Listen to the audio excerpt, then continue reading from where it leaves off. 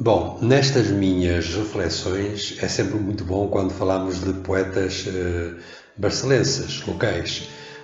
Depois de falar de dois, um antigo e um contemporâneo, volto novamente hoje a trazer-vos um nome grande da poesia barcelense. António Fogaça foi de facto um grande poeta. Infelizmente faleceu muito jovem, com 25 anos, porque certamente, se não fosse a doença, teríamos aqui um excelente, um fabuloso poeta. Mesmo assim, como alguém disse quando celebraram o seu centenário, António Fogaça é um poeta de sempre que deve ser recordado pelos barcelenses.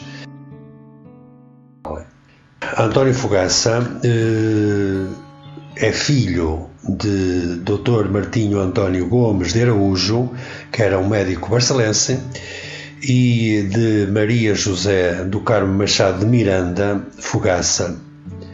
Ele nasceu em Vila Fiscainha, São Martinho, em 11 de maio de 1863. Ele, aos 16 anos, desloca-se para Coimbra com o resto da família e aí estuda Direito.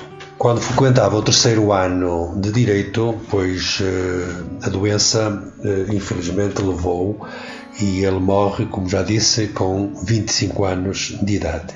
Amigo e companheiro de Trindade Coelho e António Nobre, entre outros, destes difere, no entanto, pela sensibilidade poética dos seus versos, embora pertença, como eles, a essa época em que o romantismo era ainda do gosto de muitos poetas. O parnasianismo dava os últimos passos e o simbolismo apenas se começava a adivinhar. António Fogaça, foi bem aceito no ambiente estudantil de Coimbra, Boêmia, e facilmente conseguiu amizades e admiração pelas qualidades promissoras que começava a revelar nesse itinerário que mal se esforçava ainda e que era um dos poetas da sua geração. E é precisamente com duas citações dos seus amigos que eu acabo esta pequena biografia. Para Eugênio de Castro, dizia ele que as duas melhores coisas de Barcelos eram as laranjinhas de doce e os versos de António Fogaça, vejam só. E para António Nobre, ele dizia que António Fogaça era o único possuidor de talento e alma capaz de alumiar a sua estrada de bacharel. E finalmente o Miranda de Andrade, num livro intitulado Poeta António Fogaça, descreve-nos o poeta com voz rouca e franca, cabeleira negra encaracolada, nariz aquilino, belo e simpático riso, representando o tipo superior de estudante de Coimbra, com o seu temperamento sonhador, boêmio e poeta. E falando da sua poesia, diz-nos que toda ela enlevada em torno da mulher amada, traçando-nos belos quadros de sensações amorosas bastante originais. E é precisamente um poema sobre a mulher amada que eu vou apresentar a seguir e tecer um breve comentário sobre o mesmo.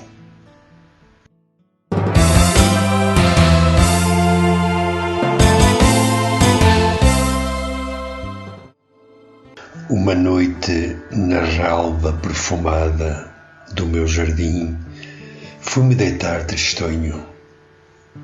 Talvez sonhando eu queria que era sonho tua imensa beleza, ó minha amada. Enquanto, vendo os astros que brilhavam, cismava a sós na mágoa inconsciente, percebi que a meu lado tristemente brandas vozes falavam. Voltei-me.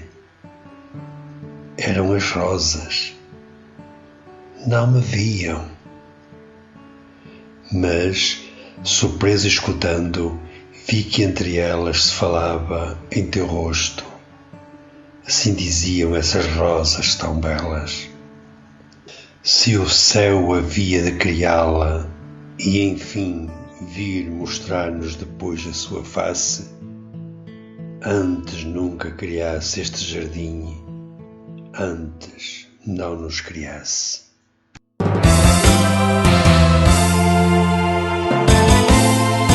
que é que nós podemos dizer sobre o poema que acabei de vos apresentar?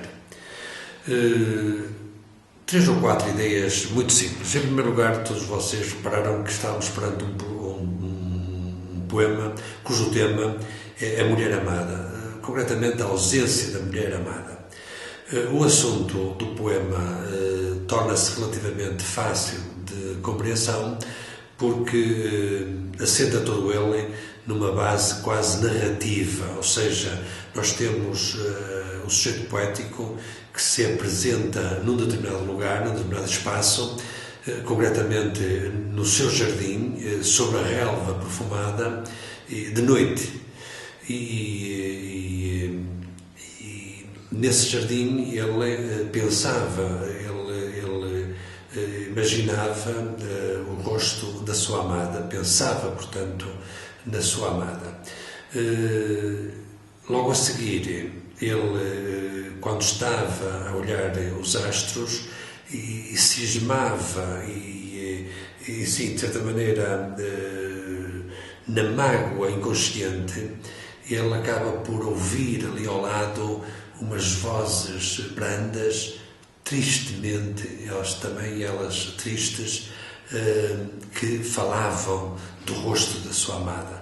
Portanto, ele, quando estava deitado, também se sentia triste e este sofrimento, talvez a tristeza provocada pelo sentimento da ausência da mulher amada, de certa maneira é fortalecido pelas próprias rosas que ao seu lado falavam também do rosto da amada.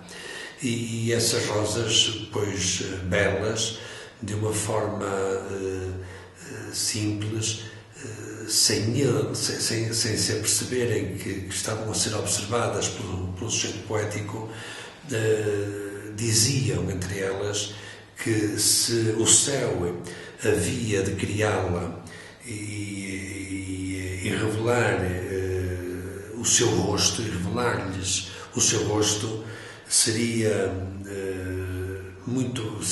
melhor que nunca o jardim tivesse existido, nem elas próprias. Portanto, estamos aqui perante um texto lírico, mesmo que tenha falado nestas características que são próprias do texto poético, portanto, a presença de personagens, a localização no espaço do tempo, a utilização do diálogo, mas não deixa de ser um belíssimo texto lírico, porque de facto é um texto subjetivo, onde, para além de estar escrito em verso decassílabo, transporta todo ele essa mágoa, essa dor do sujeito poético provocada pela ausência da amada. O poeta, ao longo do poema, vai utilizar 2 recursos expressivos. O primeiro é a apóstrofe, em que ele realmente faz um apelo à pessoa amada e de facto, o recurso a essa personificação em que ele vai buscar as rosas para dar força a esse seu sofrimento pela pessoa amada. Portanto, acaba por ser um momento muito belo deste poema. Bom, concluindo, temos um poema simples, porque o poeta, como já vimos, recorre a uma linguagem não muito complicada, sofisticada, mas podemos dizer que há uma certa musicalidade a partir da rima, a partir dos versos decassílabos, das estrofes, e para além disso também há um cuidar o significante, as palavras que ele utiliza, para de facto reforçar a mensagem que está subjacente ao próprio poema. A mensagem é essa que, como já dissemos, que é a tristeza provocada no sujeito poético pela ausência da mulher amada, tema muito próprio dos românticos, como já dissemos. António Fogaça fazia parte ainda deste romantismo que se vivia e que se respirava em Coimbra, quando estava a surgir já o parnasianismo e o próprio simbolismo. Bom, espero que tenham gostado desta breve reflexão. Se gostaram, pois ponham o vosso like, façam o vosso comentário e se ainda não subscreveram o canal, agradeço que o façam. Nós por cá vamos continuar a falar de poesia.